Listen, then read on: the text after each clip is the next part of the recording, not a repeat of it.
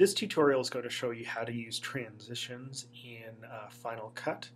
There are a couple different ways to access them through the menu. I prefer using the Effects tab, which should be right next to your project up here.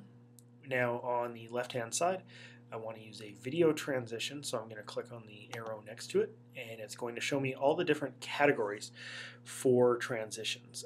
So I'll start with a very basic one, a dissolve. So I'll click on that. And there are several different transition types here.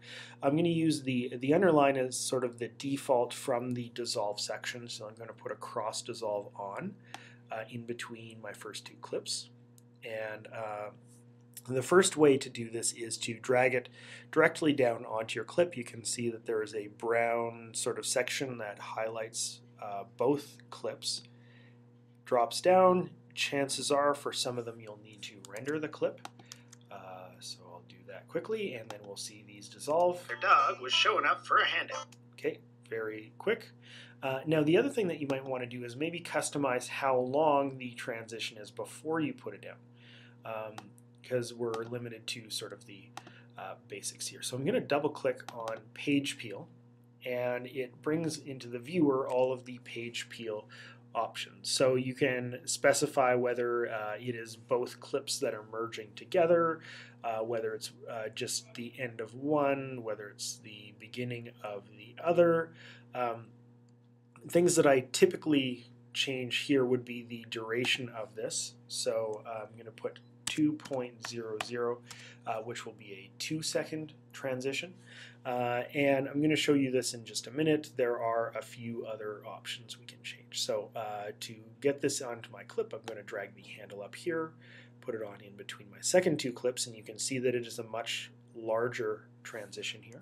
So I'm going to render that. And we'll take a look at the page peel.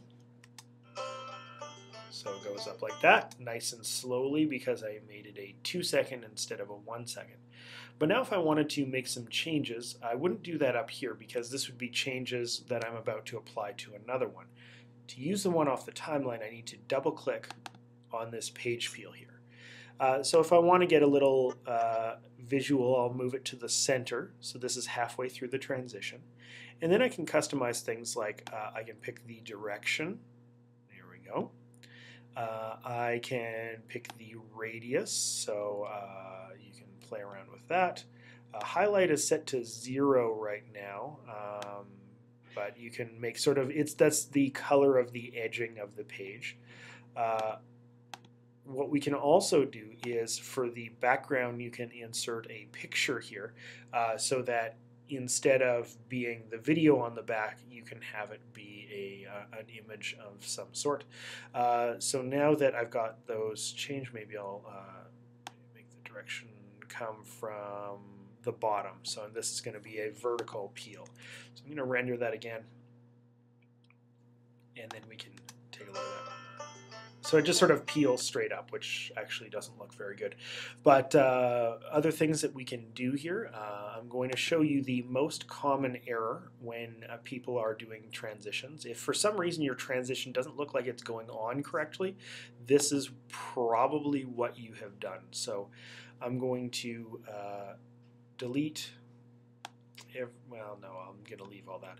I'll just put some clips on a little bit further down here. I'll take something. So say I want the beginning of the boardwalk, which has this little bit of an old copyright information telling us when this is from. So I'm going to mark an in point there and then an out point. Okay, try that again. There we go. And I'm going to drag that down. So I've made it a very small clip. Maybe I'll extend this a little bit. So again, to extend that, I double clicked on the one on the timeline and then changed its out point. And then I will do the same thing. I'm going to take the end of this clip. So I'll mark an in point, but not mark an out point. So this one will go next. And then I'll have some of the beginning of this theater one here. So I'll just mark an out point here, drag that in. A quick way to see all of the clips on your timeline is if you click on the timeline and hit Shift Z, it'll make sure that you can see everything from beginning to the end.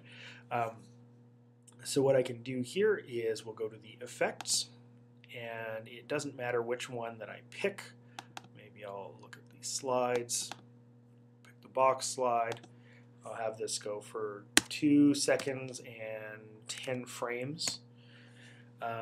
And here is the error that comes up. I'm going to try and put this down here, and you can see that right now it does not seem to want to go onto the Labor Day clip. It will only go on to the following clip. So I'm going to drop it, and it just sort of mashes into this little bit, which is a problem. The reason for that is when you put a transition on in Final Cut, what it's going to do is it's going to take some of the footage after the out point and then bleed it into the next clip. So that'll be the transition amount. And it's going to take a little bit before the in point of the next clip and bleed it into the prior clip. Now you can see that we didn't leave any footage here for it to blend into the transition here. So we could fix that very easily by using the slip tool, changing the part of that clip that we're looking at, and then I'll be able to put a box slide on in between these two clips. Similarly, I should be able to put a push slide here because I've done this properly, and if I wanted a split slide on the next one, I get the same error. So in this case, you see that there's an X and there is nowhere to put the edit. So if this ever happens to you, what you've done, and I'll scroll that back down, is in the Labor Day clip,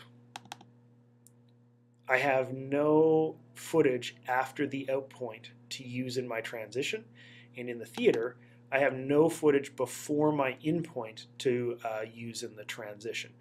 So this simply won't work.